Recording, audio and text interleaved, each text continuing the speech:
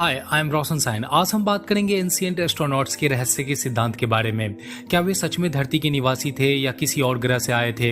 अगर वो धरती के थे तो अब वो क्यों नहीं है? और सबसे बड़ा सवाल, अगर वो धरती के थे तो उनके पास उस एंशिएंट टाइम में उन्नत तकनीक कहाँ से आई जिसने Mesopotamia, Egyptian, Mayans, Indus valley और अन्य सिविलाइजेशन को पूरी तरीके से बदल करके रख दिया था। इन सवालों पर गौर करने से ऐसा लगता है कि प्राचीन काल में धरती पर कोई बाहरी शक्ति आई होगी जिसने यहाँ की सभ्यताओं को प्रभावित किया, जैसे कि मिस्र के ग्रेट पिरामिड से लेकर के पेरू की नाजका लाइंस तक। और प्राचीन धार्मिक ग्रंथों में वर्णित कथाओं को देखने से ऐसा लगता है कि हो सकता है हमारा संपर्क किसी अन्य ग्रह के प्राणियों से हुआ होगा और ये भी संभव है कि हम इंसान इस धरती के ना हो। तो चलिए इस रहस्यमय विषय की गहराई में उतरते हैं और सबसे पहले बात करते हैं इजिप्ट के ग्रेट पिरामिड के बारे में। इस विशाल संरचना को अक्सर बाहरी अंतरिक्ष से आए एलियंस या एंशिएंट एस्ट्रोनॉट से जोड़ा जाता है।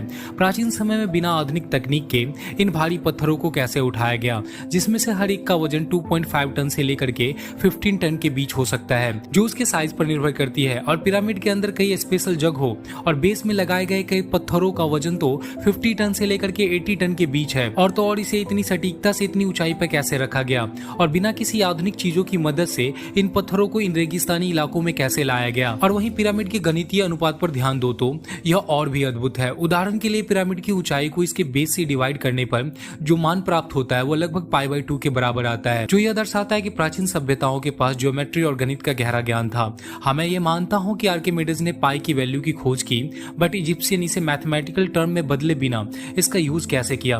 क्या ये सोचने वाली बात नहीं है? यानी इतनी सटीक संरचना और गणितीय कौशल देख करके ये सवाल उठता है कि क्या सच में ये सब प्राचीन मिस्रवासियों ने अकेले किया था या उन्हें किसी बाहरी शक्ति ने मदद किया था? अब जरा नाजका लाइंस पर नजर डालो जो पेरू के रेगिस्तान में फैली हुई है। और सबसे बड़ी बात यह है कि इन रहस्यमय ज्यामितीय रेखाओं और चित्रों को केवल हवाई दृश्य से देखा और समझा जा सकता है, क्योंकि कई चित्रों का साइज 100 मीटर से लेकर के 250 मीटर के बीच है। और इसे जानबूझ करके ऐसी जगह पे बनाया गया है जहां इसका संरक्षण सबसे अच्छा हो सके, क्योंकि आज कई हजार साल बीतने पर भी ये स्पष्ट रूप से दिखाई देते हैं, क्योंकि ये रेगिस्तानी क्षेत्र में मौजूद है जहाँ की जलवायु शुष्क और स्थिर रहती है, जहाँ बारिश भी साल भर में मात्र 20 मिनट ही हो पाती है।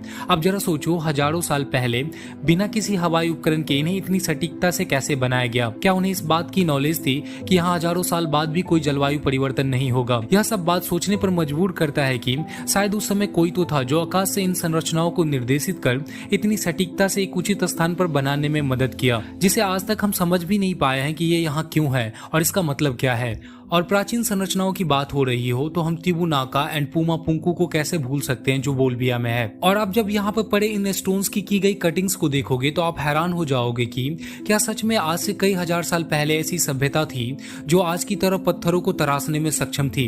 हालांकि सटीकता में अभी भी हम मात खा सकते हैं, क्योंकि इन पत्थरों को इंटरलॉकिंग टेक्निक के द्वारा बनाया गया है, जिसे आसानी से आपस में कनेक्ट किया जा सकता है, जो काफी फिट बैठते हैं। और उसके बाद इस ज्वाइंट्स वाली जगह पे एक तिनका भी घुसा पाना मुश्किल हो जाता है। और बात यहीं पे खत्म नहीं होती।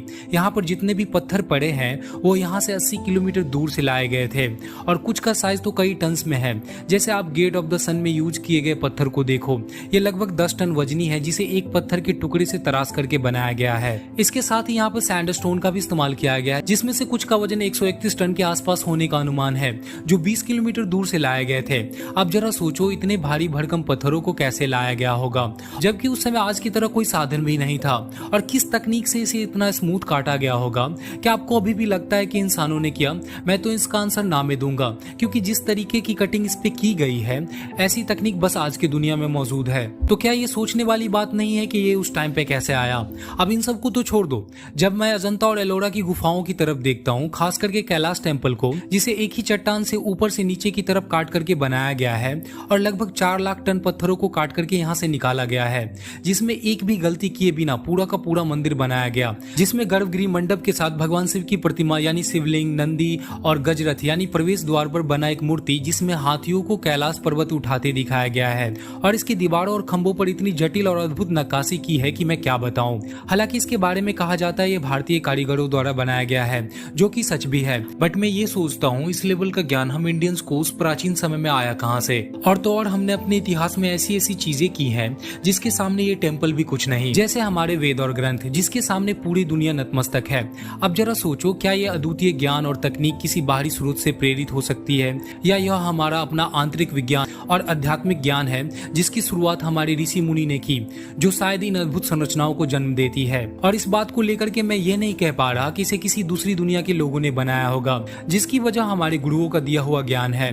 हालांकि फिर भी ये सभी संरचनाएं और रहस्य ये सोचने पर मजबूर कर देते हैं कि शायद हमारे पूर्वज का संपर्क किसी बाहरी सभ्यता से हुआ हो। इस बात का प्रमाण कई गुफाओं में उपस्थित चित्र, कई मंदिरों और अन्य जगहों पर बनाए गए मूर्तियां जो आज के आधुनिक काल से मैच करती है, जिससे ये साबित होता है हमारा संपर्क किसी बाहरी दुनिया से था। हालांकि इन सब चीजों को आप धार्मिक मान्यताओं से भी जोड़ करके देख सकते हैं। जैसे विभिन्न धार्मिक ग्रंथों में वर्णित कुछ कहानियां और आधुनिक विज्ञान के मेल से ऐसा प्रतीत होता है कि प्राचीन सभ्यता का सामना किसी उन्नत सभ्यता से हुआ होगा जो इस धरती के शायद नहीं थे।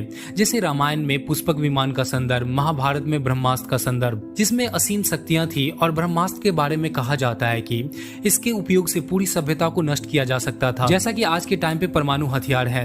अब यहाँ पे एक क्वेश्चन क्रिएट होता है कि क्या यह संभव है कि उस समय प्राचीन भारत के पास ऐसी तकनीक थी, या यह तकनीक किसी बाहरी सभ्यता से ली गई थी। और वहीं बाइबल में इज़ेकियल का दृष्टांत काफी महत्वपूर्ण है।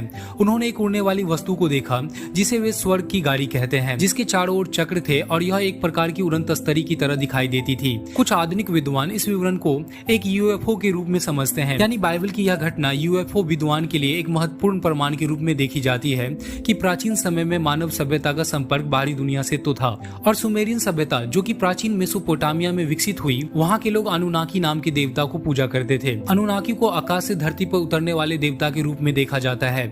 कुछ विद्वानों का मानना है कि अनुनाकी वास्तव में एलियंस थे जिन्होंने धरती पर आकर मानव सभ्यता को विकसित किया। और वहीं सुमेरियन ग्रंथों में इन देवताओं के बारे में विस्तार से बताया भी गया है, और कुछ संदर्भों में इन्हें स्वर्ग से आए बाहरी प्राणी के रूप में वर्णित किया गया है। एक और दिलचस्प पहलू यह है कि सुमेरियन सभ्यता की खगोलीय ज्ञान अत्यधिक उन्नत थी। उन्होंने 12 ग्रहों की अवधारणा विकसित की थी, जिसमें से कुछ ग्रहों को हम आधुनिक खगोल विज्ञान में बहुत बाद में खोज पाए। अब यहाँ यह सवाल उठता है कि क्या उन्हें यह खगोलीय जानकारी किसी बाहरी सभ्यता ने दी थी। और वहीं सिंधु घाटी सभ्यता की बात करें तो वो अपने समय की सबसे उन्नत सभ्यताओं में से एक थी, जो अद्वितीय शहरीकरण नियोजन और जल निकास प्रणाली के लिए जानी जाती है।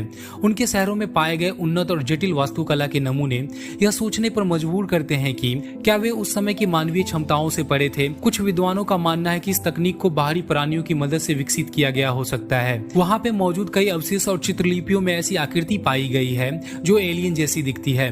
और अंततः इन सभी उदाहरणों से यह स्पष्ट हो जाता है कि प्राचीन सभ्यताओं के पास जो तकनीक और ज्ञान था वह उनकी वर्तमान क्षमता से कहीं अधिक था।